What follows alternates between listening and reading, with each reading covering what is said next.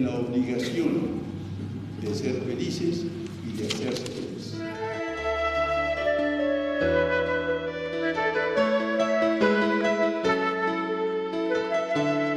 Cordial saludo para todos nuestros queridos radioyentes.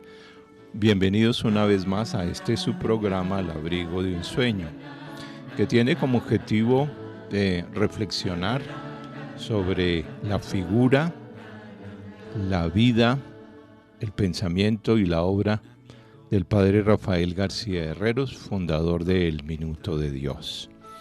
Así como en programas anteriores hemos propuesto a nuestra audiencia reflexiones a partir de los textos del padre Rafael, hoy una vez más hemos tomado el volumen Hermano de los Hombres, que es uno de los 33 tomos de la obra completa de textos del padre Rafael que ha compilado y editado el padre Diego Jaramillo, que son minutos de Dios pronunciados por el padre Rafael desde el 10 de enero del año 55 hasta septiembre del 92 más o menos, en el que participó directamente el padre Rafael en el programa de televisión El Minuto de Dios.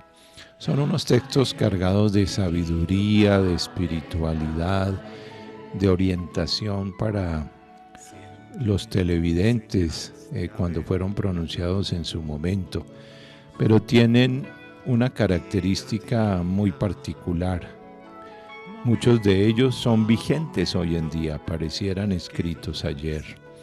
Y eso indica una de dos cosas: o que las cosas no han cambiado mucho, o que el padre tenía esa dimensión profética de visionario que fue, de prever el ritmo de la realidad de las cosas y poder dar una voz de aliento, una reflexión que tuviera una vigencia a largo alcance. Entonces, te saludo, Eduardo, y comencemos nuestra reflexión. Cordial saludo, Hans. Como tú anotas, es una delicia poder profundizar, reflexionar, analizar, conversar alrededor de estos textos, de esas palabras tan sabias, tan inspiradoras del padre Rafael. Y hoy el tema que vamos a proponerles inicialmente es un tema realmente de mucha actualidad. Estamos hablando del compromiso social. Y entonces, este es un tema que tiene una vigencia muy grande en la actual circunstancia de Colombia. Nos encontramos, como todos sabemos muy bien, preparándonos para algunas elecciones de presidente de la República. Como casi siempre se dice, estas son unas elecciones cruciales, pero parece que estas son particularmente significativas. Pareciera que hay como dos caminos que se trazan. Nos gustaría que hubiera un tercero que fuera diferente, pero las circunstancias parece que nos están metiendo en una posición que tenemos que optar por uno o por otro, casi que es buscando que el uno entre y el otro siga. Lamentable, pero así es. Por eso el tema que vamos a tratar hoy me parece que es fundamental. La actitud de las personas, de las comunidades, de las culturas frente al mundo, frente a la historia, frente al papel del hombre, de la sociedad, del hombre ante la sociedad, ante el futuro. Ese es el tema que vamos a compartir inicialmente. Así es. Con relación al comentario que hacías, parece que Colombia se volvió bipolar, ¿no es cierto? Porque no hay más alternativas. Y sabemos que las personas que sufren de bipolaridad, pues a veces no les va muy bien. Bueno, entonces vamos a la reflexión, a los textos que nos propone hoy el padre Rafael. El primer texto tiene como título Nuestro deber, y vamos a hacer un poco la misma metodología que llevamos la semana pasada. Vamos a alternarnos con Eduardo en la lectura de los párrafos y luego hacemos pues por el camino vamos haciendo comentarios sobre los textos del padre Rafael. Primer párrafo empieza diciendo: antiguamente los ascetas cristianos, herederos de los místicos hindúes o egipcios, tenían una concepción pesimista del mundo. Los libros espirituales trataban habitualmente del desprecio de sí mismo y del mundo. Se hablaba de la huida del mundo y se hacía la apología de la soledad y del desierto. Los filósofos platónicos y estoicos aconsejaban vivir solos con el gran solitario. Los poetas elogiaban a los que huían del mundanal ruido. Bueno, este texto me parece a mí que tiene una riqueza sumamente importante, porque plantea algo que todavía en algunas personas subsiste. Antiguamente dice que era esa la actitud, una concepción pesimista del mundo.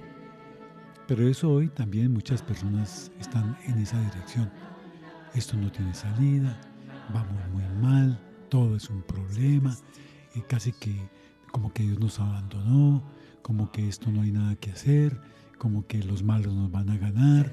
Bueno, todas unas situaciones de ese estilo, de una actitud pesimista que niega la presencia de Jesucristo, la esperanza que nos suscita.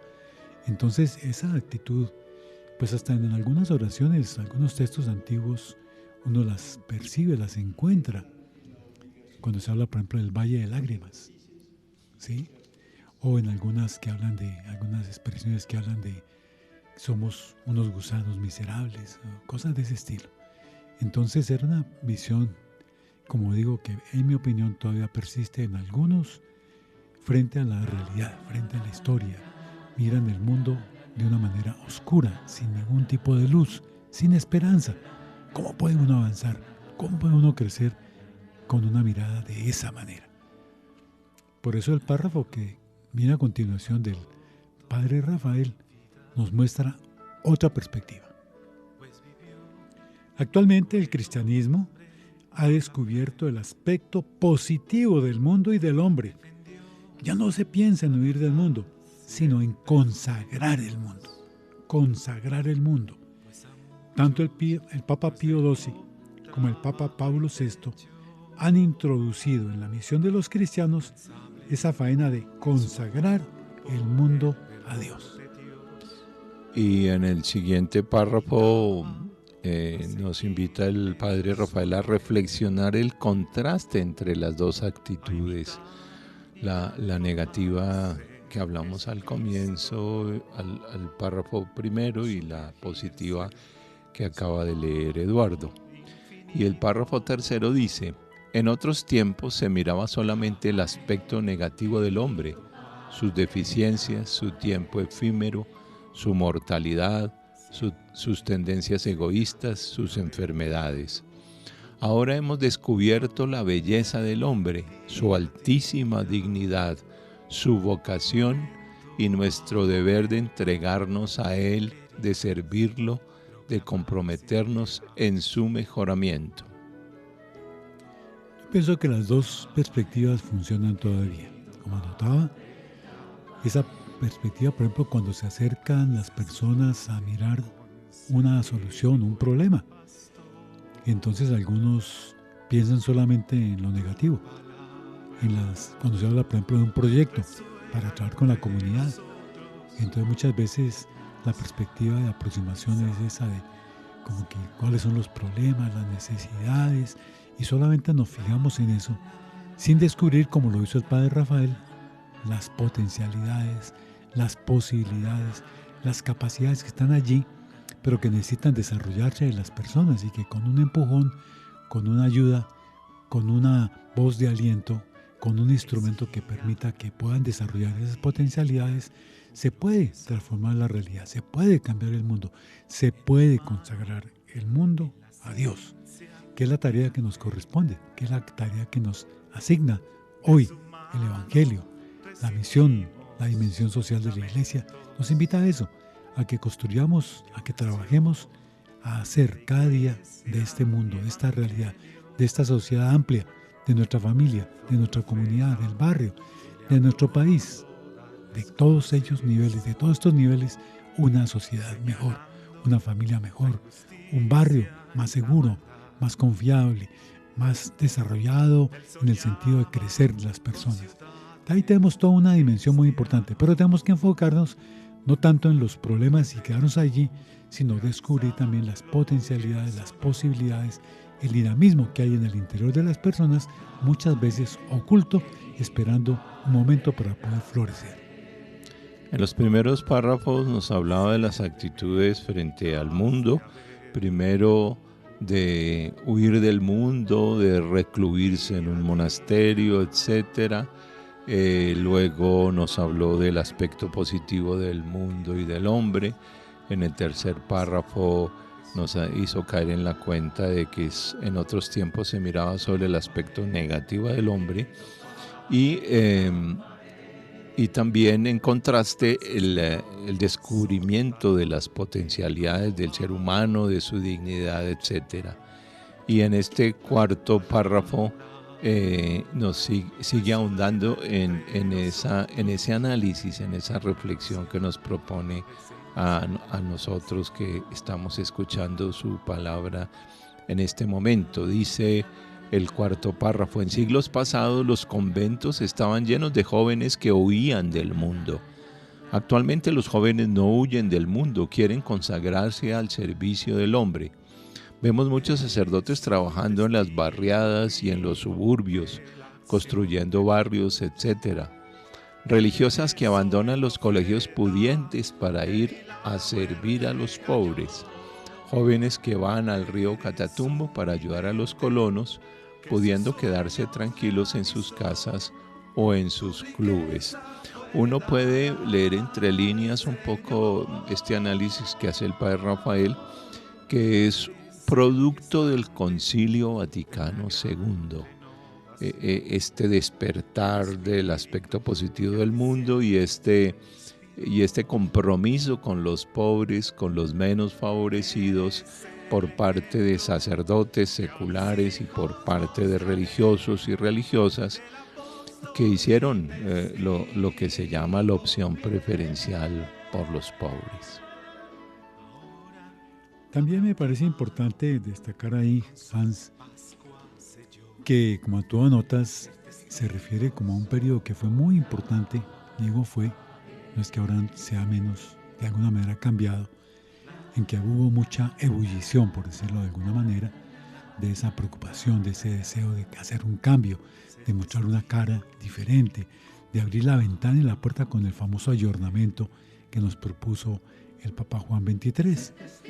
Uno podría pensar que ahora, y es la opinión que algunas personas tienen, que los jóvenes están más metidos en las redes sociales, están más metidos en el mundo digital, están metidos en otras cosas y no siempre se preocupan tanto por ver cómo pueden servir, cómo pueden contribuir a la sociedad. Esa puede ser una mirada y puede haber alguna realidad en ese sentido. Sin embargo, encontramos jóvenes también que están haciendo cosas estupendas en favor del país. Jóvenes están desarrollando proyectos interesantes de innovación, de servicio al favor de los más pobres. Jóvenes que en los deportes se destacan y ponen en alto el nombre de Colombia y son un ejemplo para muchos de los niños, de los jóvenes actuales de Colombia. Por ejemplo, quiero destacar cómo los representantes de Colombia en las Olimpiadas juveniles que se realizaron en Argentina resultaron de subcampeones después de Brasil, que es una potencia mucho más grande que nosotros, pues lograron colocar ese puesto. Hay todo un esfuerzo, hay una serie de promesas que nos abren un camino, que abren sobre todo para los niños y para los jóvenes un horizonte interesante. También hay muchos jóvenes que están trabajando en proyectos sociales, a veces muy silenciosamente, porque los noticieros, las noticias no se ocupan de estas cosas positivas, sino de todo lo contrario, pero que realizan actividades muy valiosas, muy importantes y que están comprometidos en transformar a Colombia. Entonces, creo que es importante también recalcar ese punto. Hay momentos, tal vez, en que el ambiente favorece más esa tarea y otros momentos en que es necesario activar esos dinamismos que están en los jóvenes para que ellos vuelquen sus energías, sus capacidades en favor de la comunidad. Así es. Y lo que tú mencionabas de este campeonato en Argentina de los jóvenes, vea que llegaron a subcampeones y sin hacer tanta bulla, de una manera muy discreta, y pareciera que en los últimos tiempos eso está sucediendo. Nuestros deportistas han logrado triunfos sin mayor propaganda, sin mayor aspaviento, y se han desempeñado muy bien. Obviamente que es producto de un esfuerzo de entrenamiento constante, pero es interesante cómo a veces la prensa misma genera expectativas que no se pueden cumplir, y vienen luego las frustraciones porque uno le pide a los deportistas más de lo que puedan dar. Y aquí se ve el caso pues de que con mucha discreción ahí van despacio logrando triunfos, porque los medios de comunicación no han generado expectativas que puedan también ser presión para los deportistas y no lograr un desempeño decoroso. Y a veces sin mucho apoyo oficial, a veces recogiendo recursos, haciendo rifas, buscando quien los apoye, y logran y hacen realmente quedar muy bien al país en competencias internacionales, donde el nombre de Colombia pues aparece tratando y reemplazando esos titulares negativos que con frecuencia nos asimilan al narcotráfico solamente. Entonces hay todo un aporte muy importante de ellos. Por eso dice el padre en el texto que estamos leyendo: esta es la época del hombre, de la consagración del mundo, no de la huida del mundo. Colombia es uno de los campos más interesantes para el trabajo, para la entrega, para la ayuda del hombre. Ahí hay todo un campo maravilloso que podemos trabajar y que invitamos a todos, a jóvenes, a niños, a adultos, a mayores. Todos podemos contribuir en ese trabajo de construir una Colombia mejor. Y el párrafo que sigue es de una riqueza y una densidad. Los invito a ponerle mucha atención y estoy tentado a leerlo y repetirlo, porque me parece muy sabio el Padre cuando pronunció estas palabras. Si todos los que disponen de tiempo libre salieran de su apatía, de su abulia, y quisieran prestar un servicio al país, se resolverían muchos de nuestros problemas. Nuestros problemas no son falta de dinero, sino de hombres. Lo voy a repetir porque me parece muy importante este párrafo. Si todos los que disponen de tiempo libre salieran de su apatía, de su abulia, y quisieran prestar un servicio al país, se resolverían muchos de nuestros problemas. Nuestros problemas no son de falta de dinero, sino de hombres. Falta de iniciativas, falta de generosidad, falta de decisión para servir. Ese es el tema que es muy importante. Uno piensa, por ejemplo, cuántos pensionados, hay que decirlo así claramente, cuántos pensionados están en su casa, y todos esperamos, bueno, muchos esperan, tan pronto están trabajando, que llegue el momento de la jubilación, y entonces para poder descansar. Y entonces los primeros días se levantan tarde, no se ponen, se quitan la corbata, bueno, ya casi no se usa, y entonces se desayunan en la cama, miran televisión, ven el periódico, y bueno, eso 2, 3 meses tal vez, y ya en el tercero empiezan a decir, bueno, y ahora que se me acabó el programa, ¿qué más hago? Esas personas que tienen experiencia, que adquirieron a lo largo de su trabajo unos conocimientos, unas habilidades, una sabiduría, que si la pueden poner al servicio de alguna organización que trabaja en favor de la comunidad, podrían hacer muchísimo bien. Hay experiencias muy interesantes en algunas partes donde han logrado, por ejemplo, organizar programas de formación gratuita para personas de la comunidad a partir de lo que las personas saben, cuestiones de arte, cuestiones de salud, recomendaciones con respecto a cuidado de los niños, bueno, cosas de ese estilo.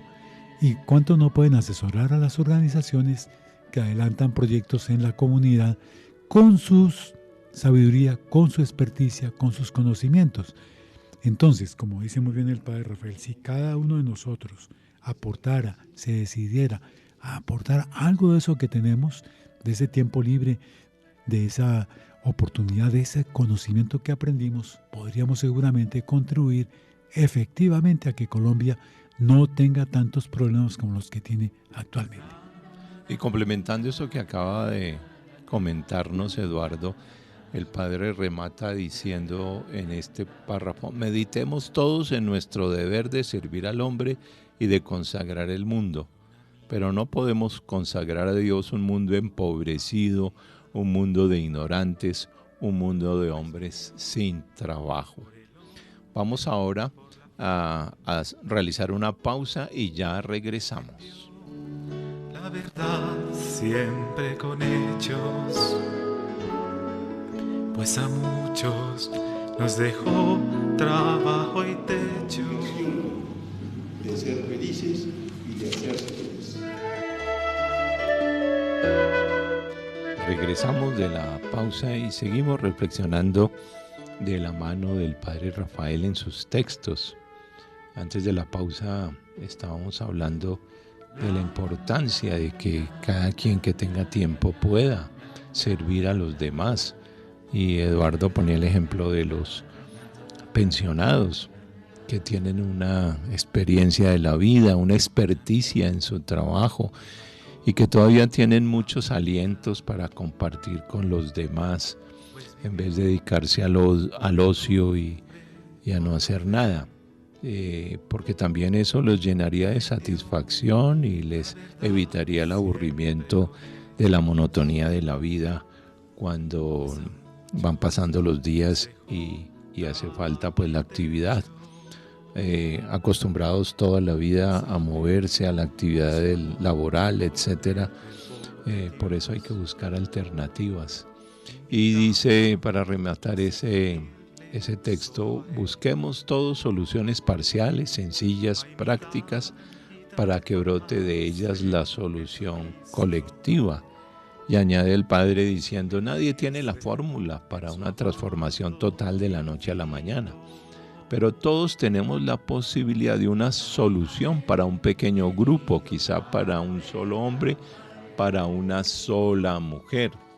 Este sería el principio de la transformación total. Ya pasó la época de huir del mundo, de vivir solos. Ha llegado la hora del hombre, la hora de entregarnos a Él, de consagrar el mundo a Dios, embellecido por nosotros. Por eso me parece estupendo también el texto que vamos a comentar ahora, que tiene como título Existir para los otros. Está conectado profundamente con este que acabamos de comentar. Existir para los otros, esta es una dimensión que le da sentido a nuestra vida. Nuestra vida tiene sentido en la medida en que vivimos para los otros.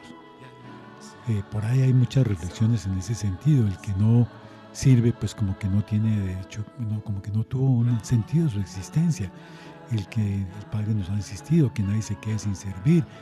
Es decir, la relación con los otros. Somos seres sociales.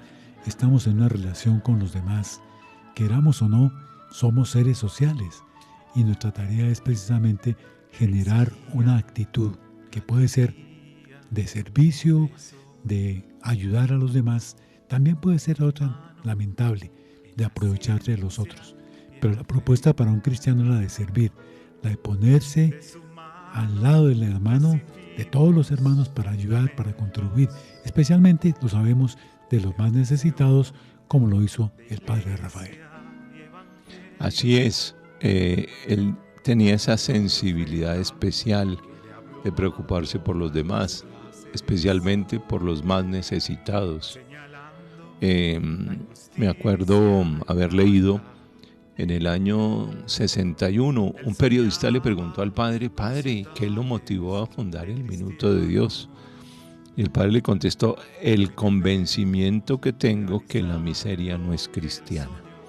O sea que a él no le cabía en la cabeza que hubiera cristianos de primera, segunda, tercera categoría, porque todos somos creados a imagen de Dios, somos hijos de Dios, todos tenemos la misma dignidad, todos somos iguales. Por eso Él hizo un gran esfuerzo de practicar, de ejercer la justicia distributiva. Y todas sus iniciativas resaltan ese aspecto. Por poner un ejemplo, el banquete del millón era invitar a los pudientes a que a través de la donación del valor del puesto en el banquete pudieran contribuir y ser solidarios con quienes no tenían tanto, y esas primeras donaciones a través del banquete al comienzo, y todavía se sigue haciendo, eran para las viviendas en el Minuto de Dios, para familias pobres, numerosas. Entonces, veamos cómo el Padre se preocupó siempre por los más necesitados y motivó a la gente pudiente a que fuera solidaria, y por eso, reitero, el Padre fue un abanderado de la justicia distributiva. La justicia distributiva, por definición, es darle a cada uno lo que le corresponde. Pues hay otros tipos de justicia, pues que de pronto hablaremos de eso en otros programas, pero en este momento me refiero a la distributiva, que es la que el Padre Rafael quiso ejercer, practicar, y que le dio buenos resultados. Como anotaba el texto que vamos a comentar ahora, que tiene por título Existir para los otros, empieza con una frase interesante, con una frase que pone a pensar. Dice el Padre Rafael: meditemos acerca de la realidad de nuestro continente Latinoamérica. Tratemos de despertarlo y de despertarnos. Tratemos de despertarlo y de despertarnos. Y posiblemente ustedes se preguntan por qué no les hablo de religión y los dejo tranquilos, mirando la pobreza que nos rodea, mirando nuestro atraso, tranquilos con nuestros pordioseros, tranquilos con nuestras carreteras polvorientas, con nuestros ranchos y con nuestros peladeros. Y la respuesta a esta pregunta es la siguiente: porque el cristiano, como cristiano, debe interesarse por el mundo. Entonces no es que Él no quiera que nos ocupemos de eso, al revés. Despertar la realidad, conocer el continente latinoamericano es conocer estas situaciones, porque tenemos un compromiso muy fuerte como cristianos: interesarnos por el mundo. Y aquí, escuchando y mirando estos textos, me viene a la memoria el texto de Santiago: la fe sin obras está muerta. Por eso dice el Padre que si no se les hace extraño que no le hable de religión, porque es que la religión se debe encarnar en la vida, en la actitud de servicio, en vivir para los otros, como es el título de nuestro texto. Y el tercer párrafo también es interesante y dice: la existencia cristiana es una proexistencia, es decir, una vida para otros. Esta es la exigencia del Evangelio. Solo vivimos cristianamente cuando hacemos de nuestra vida una vida realmente para otros. Es lo que se llama proexistencia, existencia en favor de los otros. Mira que aquí está un punto importantísimo, lo hemos comentado en otros programas anteriores. El principal aporte que ha hecho el cristianismo a la humanidad es el tema de la fraternidad, de reconocer que todos somos hijos del mismo Padre. Y eso nos lleva precisamente a mirar el mundo con esperanza, con ilusión, mirando lo positivo, tratando de encontrar, a pesar de que haya mucha oscuridad, muchos problemas, muchas situaciones complejas, cómo poder estar logrando que nuestra existencia esté a favor de los hermanos, a favor de los que nos rodean. Si todos percibimos, asumimos, aceptamos y lo ponemos en práctica, como decíamos en la trama anterior del programa, muchos de los problemas se resolverían fácilmente. Ahí hay todo un trabajo que es clave. La pandemia, de la cual todavía tenemos secuelas, nos puso en evidencia la dependencia que existe entre todos. Todo está conectado. Un bichito pequeñito que ni siquiera vemos puso el mundo a temblar, lo encerró.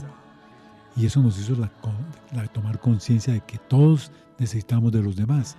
O sea que hemos tenido un escenario que debe fortalecer esa conciencia de que la proexistencia de nuestra vida tiene sentido en la medida que esté en favor de los otros. Ese es el mensaje que nos está insistiendo, nos está recalcando el Padre Rafael. Y continúa diciendo en este texto el Padre: antiguamente se miraba con recelo el inquietarnos por las cosas temporales. Se había creado un dualismo entre el amor a Dios y el servicio de los hombres, entre la esperanza cristiana y la actividad humana. Se pretendía que los cristianos nos separáramos de todo y estuviéramos atentos únicamente a la venida del Señor, a la parusía, que es la segunda venida, como si nos olvidáramos del mundo, como si para el cristianismo lo único importante fuera la oración, la piedad, las prácticas individuales, inclusive de religiosidad popular, despreciando un tanto el mundo y todo el servicio que podíamos prestar a los demás. Una religiosidad, una práctica vertical. Yo me relaciono con Dios, pero no me interesa el mundo, no me interesan los demás. Desencarnada. Bueno, yo pienso que todavía por ahí hay algunas experiencias de ese estilo que siguen pensando en que los demás, pues sí, ahí están y un poquito me estorban, un poquito me sirven, pero a mí lo único que me interesa es poderme conectar con Dios y que Dios se conecte conmigo. No me interesa más. Eso no tiene sentido en el momento actual. Como notábamos ahorita, la pandemia nos mostró que todos dependemos de todos.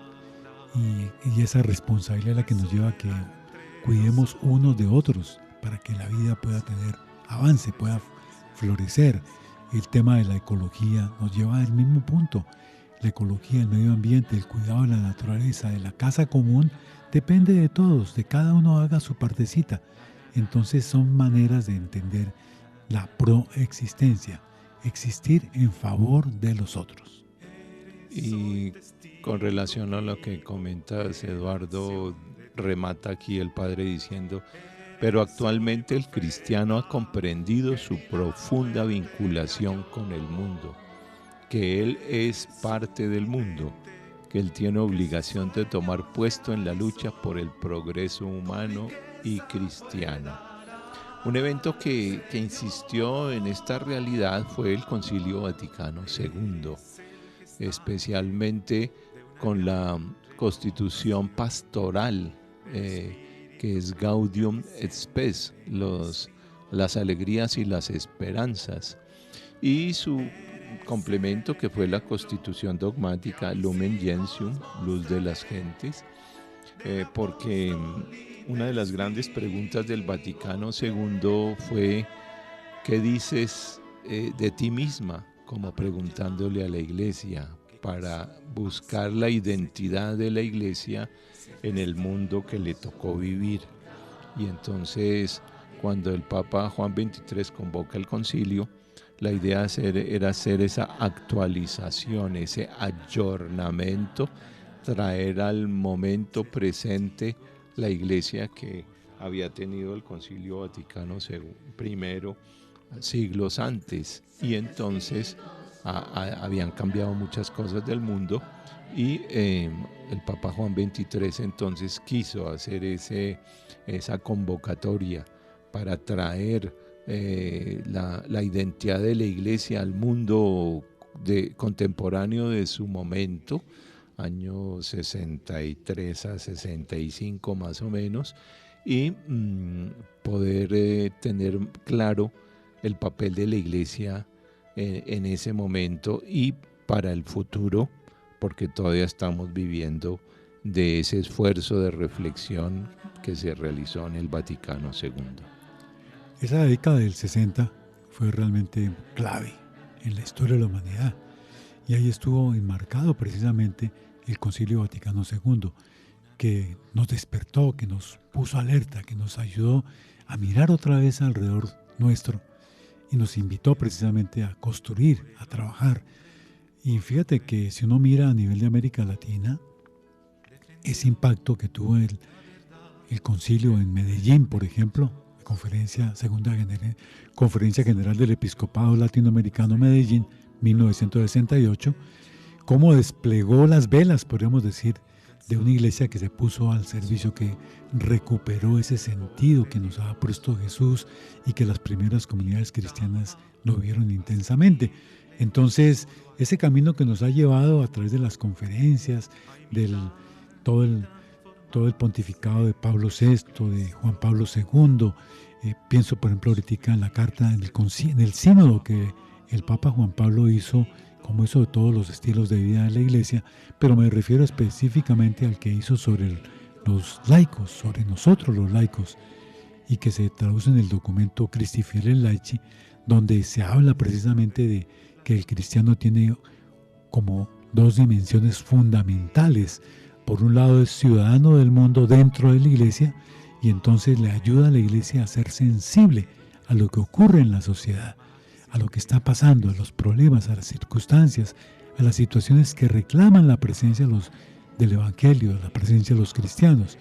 Y por otro lado, ciudadano de la Iglesia, ciudadano de Cristo en la sociedad, para impregnar esa sociedad con los valores del Evangelio, con el pensamiento social de la Iglesia, para hacer presente esos valores en la persona de Jesús, su mensaje de vida, de salvación, de resurrección. Entonces, ahí hay todo un camino muy importante de esa proexistencia de que nos está hablando el Padre Rafael. Tenemos muchos elementos para poder contribuir, para poder aportar.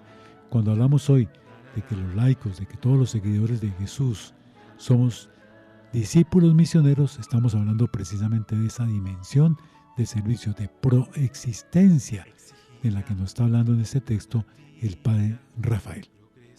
Así como mencionabas en América Latina, como la recepción del Concilio Vaticano II, que se concentró en la Conferencia de Medellín, recuerdo también que para la Conferencia Episcopal Colombiana, esa recepción del concilio terminó en un documento que se llamó La Iglesia ante el Cambio y pretendió asumir la propuesta del Concilio Vaticano II, esa actualización que propuso el Papa Juan XXIII y entonces también asumir a nivel de iglesia particular en Colombia muchas de las orientaciones, sugerencias que el Concilio Vaticano II estaba haciendo a la Iglesia Universal.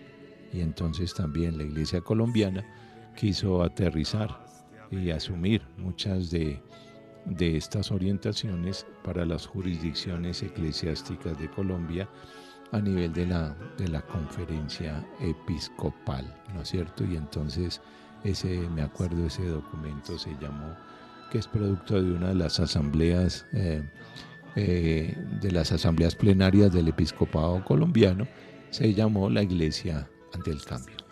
Muy bien, Hans, estupenda cita y anotación. Y me parece que también en la misma dirección habrá que destacar otro documento muy importante y que tuvo una repercusión y un impacto interesante, valioso dentro de la mentalidad de la Iglesia y también al servicio de la sociedad colombiana, que fue el de Justicia y Exigencias Cristianas, que fue la adaptación a nivel de Colombia de lo que el Sínodo sobre la Justicia que se realizó en el Vaticano orientó y señaló. Yo recuerdo, por ejemplo, tuve la fortuna, digámoslo, de poder realizar por casi todas las diócesis de Colombia, algunos talleres, algunos cursos que se hacían desde la conferencia, desde el Secretariado Nacional de Pastoral Social, y que mostraban precisamente ese compromiso del cristiano. Ese fue parte del giro importantísimo, que hoy tiene una vigencia grandísima, como lo ha mostrado el Papa Francisco, cuando nos habla en Fratelli Tutti, por ejemplo, de la sociedad, una sociedad en la cual las personas encuentren las condiciones para poder vivir dignamente. Esa es una condición de justicia. Entonces, ha habido todo un proceso de cambio muy importante por parte de la Iglesia, de invitarnos, de convocarnos, de animarnos, de apoyarnos para que todos nos comprometamos cada vez más en la transformación social de nuestro país, del mundo, de América Latina.